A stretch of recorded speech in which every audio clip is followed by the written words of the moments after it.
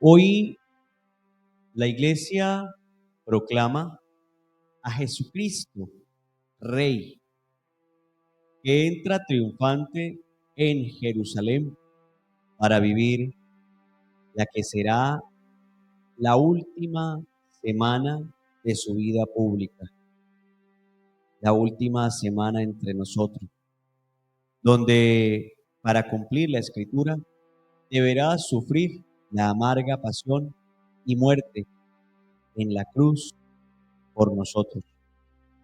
Y hoy los judíos aclaman: viva el Rey de los judíos. Hosana, la palabra Hosana significa ayúdanos. Bendito el que viene en nombre del Señor.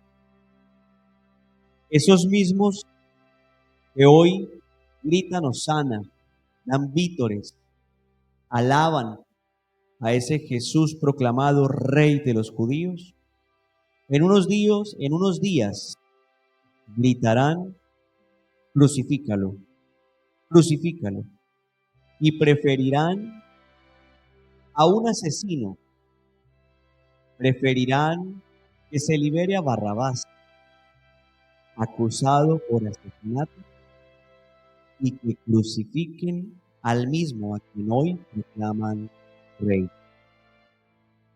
Hoy nuestra Iglesia Católica conmemora este día como el inicio de nuestra Semana Mayor, de nuestra Semana Santa. Y muchos de nosotros hoy en los templos católicos, también con nuestros ramos en la mano, proclamamos ese himno: reine Jesús por siempre. ¿Dónde reina Jesús en estos momentos? ¿Jesús está reinando en mi vida? Eso que yo proclamé hoy, eso que yo grité en la alabanza, en la adoración, seguramente si participé en la Eucaristía, participé en la procesión y grité a todo pulmón: reine Jesús por siempre. Que reine su corazón en mi vida, en mi corazón. Es la invitación que hoy tenemos para que hagamos una pequeña reflexión, sobre todo hoy que iniciamos este tiempo mayor. ¿Será que Jesús está reinando en el corazón de esa persona, de ese hombre, de esa mujer o de ese joven que nunca va a misa y que hoy apareció otra vez? Esa gente que es católica por temporadas o por épocas, en Navidad, en Adviento, en Cuaresma y en Semana Santa, pero el resto del año nunca más. Hoy no se podía entrar al templo parroquial. En todas las Eucaristías hay ríos de gente, hay cantidades de gente, y eso está bien, y gloria a Dios por eso. Pero la pregunta que te tengo, hermano, que me estás escuchando es: si tú eres una de esas personas que nunca va a misa, que nunca participa de nada en la iglesia, que nunca asiste a una catequesis, a un curso bíblico, que no lleva a sus hijos a la Eucaristía, que no ora en casa con hijos, que no bendice los alimentos, pero hoy apareciste, ¿será que realmente Jesús está reinando en ese corazón? Jesús reina en el corazón de una persona que no quiere la Eucaristía, que nunca va a misa, que le parece harta y aburrida la misa. ¿Será que Jesús está reinando en el corazón de una persona que va a misa mal vestido o mal vestida, exhibiendo sus bellas figuras artísticas de los tatuajes? Un hombre en pantalones cortos, una mujer con todos sus escotes al aire, con transparencias vestida, con minifaldas, con shorts que escasamente tapan lo necesario, incluso shorts cuyos bolsillos son más largos que la misma tela del short. ¿Será que Jesús está reinando en el corazón de un hombre que después de viejo le dio por ponerse aretes como las mujeres y llenarse de pinturas el cuerpo y darle ese ejemplo a sus hijos?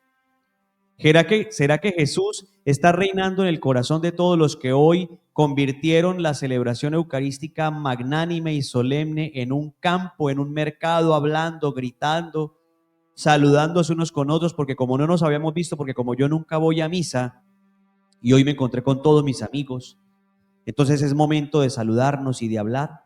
¿Será que Jesús está en el corazón de verdad y está reinando en el corazón de quien llegó hoy a criticar porque el paso era de esta manera, porque la procesión estaba muy larga, porque el calor era insoportable, porque el padre no se callaba y no terminaba, porque esto o porque lo otro? Y alguno podría decir, bueno, pero el primero que está criticando es usted. No, yo te estoy abriendo un panorama. Si tú no fuiste esa persona y si tú asististe como siempre asistes y cumpliste con todo, fantástico y gloria a Dios por ti. Pero le estoy hablando justamente a la persona en cuestión. ¿Será que Jesús está reinando en el corazón de aquella persona que dice y que hace valer que los perros y las mascotas tienen que ir a misa y a la Eucaristía porque también son parte de la familia? ¿Realmente ahí está reinando Jesús en el corazón de esa persona que se salta por la borda del primer mandamiento, amar a Dios sobre todas las cosas, sobre todas las criaturas? Los animales son mascotas, son criaturas, no son personas, no son humanos, no entienden qué es la Eucaristía, por ende, no deben ir a misa, no deben llevarse a la Eucaristía. ¿Será que Jesús está reinando en el corazón de ese hombre que precisamente ayer se salió a tomar trago con los amigos y llegó y maltrató a su mujer, le pegó, la ultrajó, la gritó?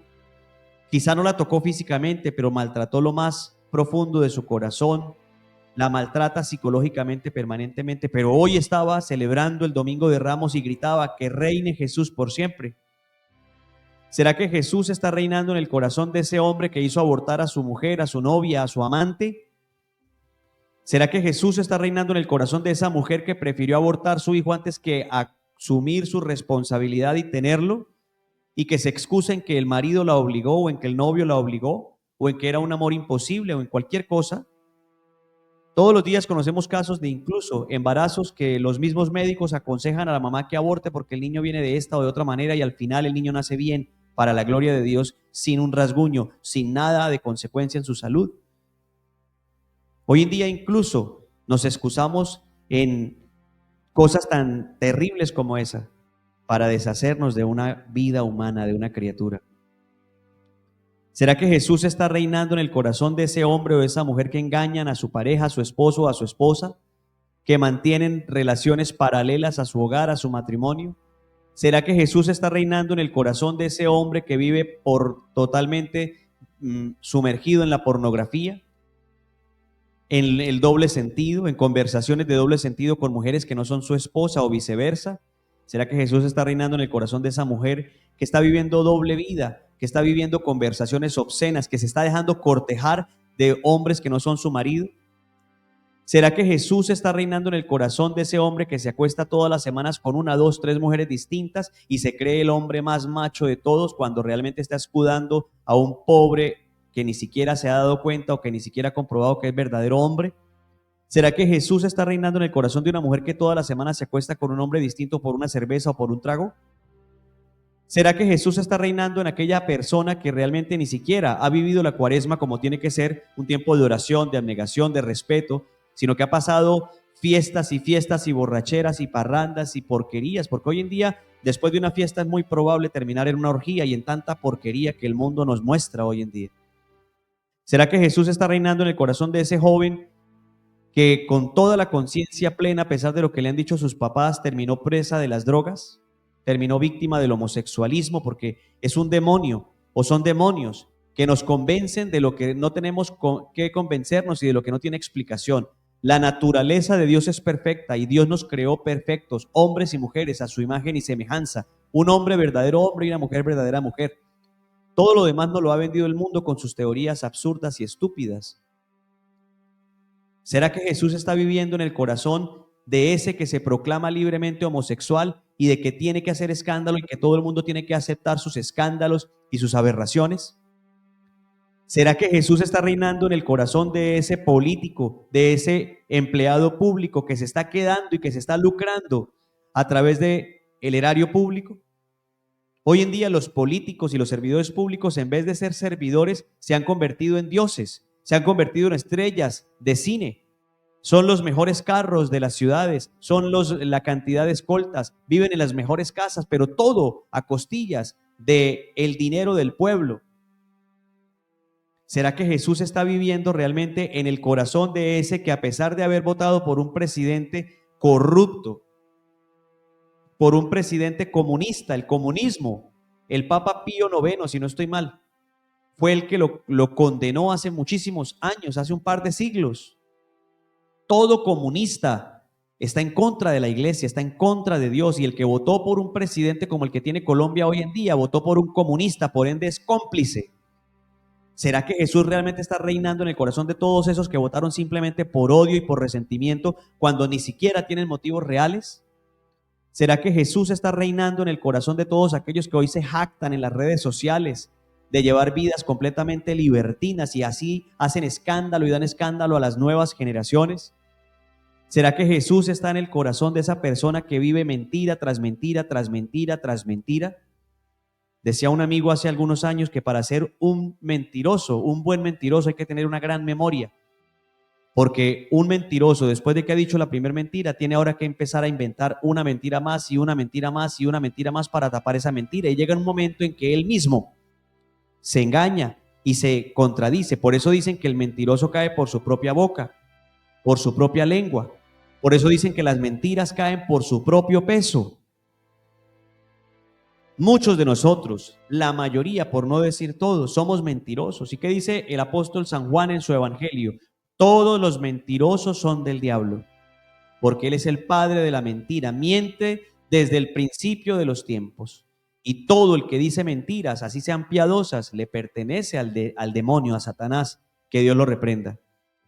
¿Será que realmente Jesús está reinando en el corazón de una familia que no se reúne a comer junta, que no se reúne a orar junta, que cada uno está por su lado con sus aberraciones, con sus celulares, todo el mundo, todo el tiempo?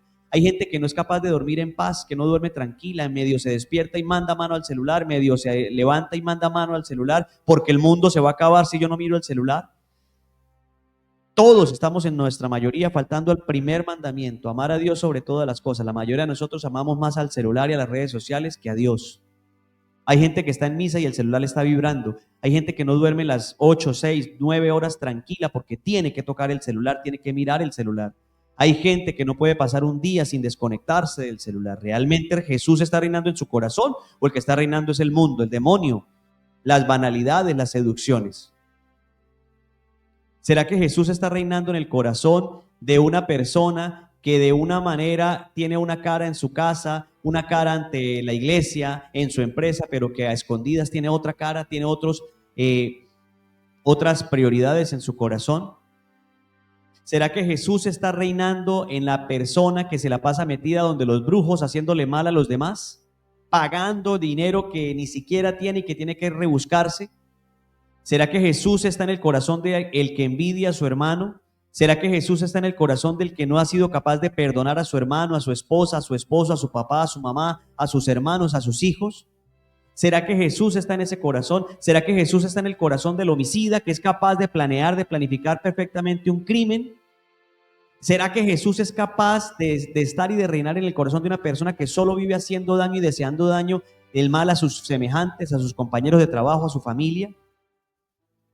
Que hoy, mis queridos hermanos, esta reflexión y esta frase, que reine Jesús por siempre, sea nuestra frase inicial de esta Semana Mayor y podamos todos hacer un examen de conciencia tan contundente, tan autocrítico, que ojalá hoy mismo podamos acudir a los templos a confesarnos. Mañana, para eso es la Semana Santa y para eso tuvimos que habernos preparado toda la Cuaresma. Ya no deberíamos estar haciendo esta reflexión, pero la hago inspirado en lo que nos decía el sacerdote hace un momento en la misa. Reine Jesús por siempre, pero ¿está reinando en mí? ¿Está reinando en mi vida? Jesús está reinando en mi hogar, en mi matrimonio. Jesús reina en mi familia. Jesús reina en mi trabajo. Jesús reina en mi relación con mis vecinos. Jesús reina en mi relación con mis compañeros de trabajo. Jesús reina en mi apostolado y lo que me toca hacer desde el ejemplo, iniciando en mi casa. Los primeros catequistas de los hijos somos los papás. Jesús está reinando en mi relación con mis padres, con mis hermanos, con mi prójimo. Jesús está reinando realmente en mi conciencia y en mi corazón. Si la respuesta, después de haber hecho un examen exhaustivo y autocrítico totalmente y radical, es sí, gloria a Dios. Pero si la respuesta es no, no del todo, es momento de examinarnos y ojalá en la confesión sacramental podamos expulsar todo eso y hablar con la verdad. Yo a Dios no le puedo mentir. Yo le miento a mi esposa, le miento a mis hijos, le miento al prójimo, le miento al cura, le miento a todo el mundo, pero a Dios no le puedo mentir porque Dios conoce mi corazón.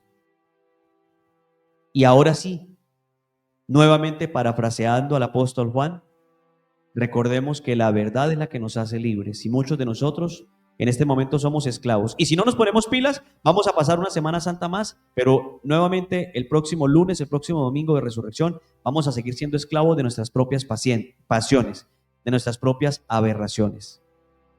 Que el Señor nos permita, mis queridos hermanos, hacer un examen de conciencia real, hacer una introspección real y a sincerarnos con nosotros mismos y proponernos hacer los cambios que necesitamos. Si esta cuaresma termina, esta Semana Santa pasa y no ha pasado nada, simplemente va a ser un año más. Pero de todo esto, tristemente, nos vamos a dar cuenta el día que partamos de este mundo. Esta semana tuve la oportunidad de participar de una oración que reunía a una familia, que reunía a unos amigos, que desde acá, desde Colombia, en Girón exactamente donde vivo yo, se reunían para orar y clamar al cielo por una de sus integrantes, por una hija, por una hermana, por una amiga, por una compañera de trabajo, por una sobrina, por una ahijada, por una mejor amiga que se debatía entre la vida y la muerte en Australia, después de que esta misma semana el médico le detectara un cáncer terminal y le diera no más de 72 horas. Y nunca en mi vida había tenido la oportunidad de participar de algo así, de una oración así, donde se estaba pidiendo por una persona totalmente desahuciada, pero que estaba a kilómetros, a miles de kilómetros de distancia. Y escuchaba yo hablar a las personas y referirse a la situación porque no conocía a esa familia, ni conocía a la niña. Y todos hablaban de la tranquilidad con que esta niña, siendo muy joven, escasamente en sus 20, 25 años, no sé exactamente cuántos tendría, recibía esa noticia y le daba un parte de tranquilidad a sus padres, a sus hermanos, a su familia y a sus amigos. Les decía que tranquilos, que ella estaba resignada, que se iba en paz. Y confirmo yo eso cuando en la oración en la que estuvimos veo la cara, el rostro de su mamá, el rostro de su papá, de su hermana, de su hermano, y los veo serenos, los veo resignados, los veo entregados y abandonados en Dios. Yo me ponía en su lugar y definitivamente no fui capaz de ponerme en su lugar, porque como padre de familia que soy, seguramente mi actitud sería una actitud completamente distinta a la que ellos tenían. Una resignación absoluta, un abandono en Dios absoluto. Eso lo da la paz en el corazón. Eso lo da la tranquilidad de conciencia. Eso lo da el saber que el trabajo se ha hecho bien y que no hace falta nada y que esa persona, así esté a miles de kilómetros de mi casa y de distancia de mí, así sea mi hija, mi hermana, mi esposo, mi esposa, el que sea, está tranquila y está en paz porque entre él y yo hay paz. Entre él y yo hay perdón. Entre él y yo hay resignación. Entre él y yo hay amor verdadero. Esta mañana, a primera hora del día, me hacen saber que la niña por la que orábamos anoche partió a la casa del Padre, como los médicos lo habían dicho. Y como su familia, estoy seguro, porque anoche lo hablábamos, a pesar que todo el tiempo esperaron un milagro radical y tajante como los que solo Dios sabe hacer, también estaba resignada y abandonada en la voluntad y en la misericordia de Dios. Mis queridos hermanos, nosotros somos pasajeros de este mundo. Vivir 20, 30, 50, 80 años en este mundo no es nada comparado con la eternidad. Y aunque en este mundo tenemos oportunidad de equivocarnos, de errar y de sobreponernos, no podemos esperar hasta el último momento porque la muerte puede llegar como le llegó a Carolina en 72 horas. La muerte puede llegar como le llegó a una persona también cercana, a unos amigos míos, hace una semana, fulminante, infarto fulminante, 23 años de edad. La muerte puede llegar como le llegó a mi amiga Miriam la semana pasada, a sus 79 años. Tuvo un pequeño malestar, se fue a la clínica y en 2 días la estaban velando. Pero Miriam también estaba preparada. ¿Tú estás preparado? ¿Tú estás preparada? Yo estoy preparado. Estar preparado no es decir, sí, estoy preparado. No, estar preparado es tengo todo en regla, tengo mi equipaje listo, estoy libre de cualquier cadena, cualquier atadura, cualquier cosa que me pueda dejar amarrado. Recuerda que cuando nos vamos de este mundo y dejamos cosas pendientes, quedamos atados, quedamos amarrados y podemos quedar incluso como almas errantes. Muchos sacerdotes exorcistas, muchos sacerdotes que conocen del tema, nos lo enseñan. Que esta semana sea la oportunidad para reflexionar. No solamente para salir a las procesiones, porque imagínate tú en Domingo de Ramos como yo hoy vi gente totalmente mal vestida. Yo digo, Dios mío, si los llamara el señor Bill Gates, si los llamara Donald Trump y les ofreciera el mejor puesto en los Estados Unidos y les ofreciera una entrevista mañana mismo, ¿será que ese hombre se va con los aretes? ¿Será que ese tipo se va mostrando todos sus tatuajes y en short y en pantaloneta y en zapatos deportivos?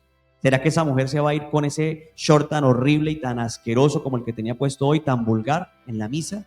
¿Será que se va a llevar esa blusa de tiras tan revocada, mostrando todo para esa entrevista donde le van a pagar $1.000.000 al año? Estoy seguro que la respuesta es no. La pregunta es, si la Eucaristía es el culmen del cristiano, si la Eucaristía es el evento más magnánime que tenemos los católicos, ¿por qué a la Eucaristía sí te vas así? ¿Por qué te vas con afanes? ¿Por qué te vas mal vestido? ¿Por qué te vas sin ninguna preparación? Y peor aún, pasas a comulgar sin ningún tipo de pudor ni de preparación, sin haberte confesado. Que esa no sea tu realidad, que esa no sea la realidad de los de tu casa por ignorancia, porque si tú estás transmitiendo eso, los de tu casa van a hacer lo mismo que tú.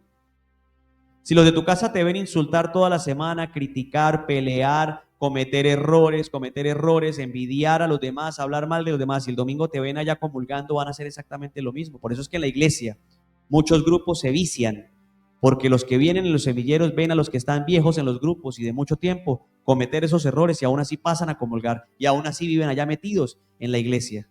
Y por eso es que se va cometiendo error generación tras generación tras generación. Pidámosle al Señor que nos permita vivir esta Semana Santa de una forma distinta, totalmente autocríticos, totalmente en piedad, totalmente preparados. El jueves, el viernes y el sábado santo, el triduo pascual, no puedes llegar a la Eucaristía mal vestido. El viernes es un día de luto, por ende ojalá podamos ir de negro. El sábado es un día de resurrección, por ende a la vigilia debemos asistir todos de blanco, ojalá. El jueves también podríamos asistir de blanco o de rojo, pero bien vestidos. Deja de quejarte de calor, porque esa es una oportunidad que el Señor te da para que ofrezcas ese calor por el perdón de tus pecados y por la conversión del mundo entero que tanto lo necesita, empezando por ti y por tu familia.